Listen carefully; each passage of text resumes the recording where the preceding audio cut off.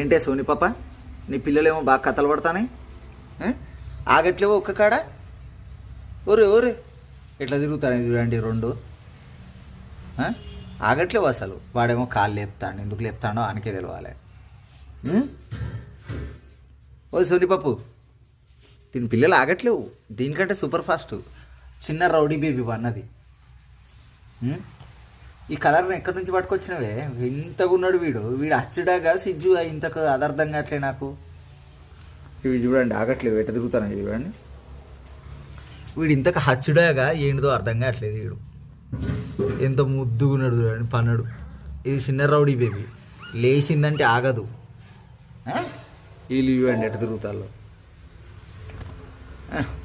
ఈడ నిలబడి చూసుకుంటాను, తిరుగుతాను.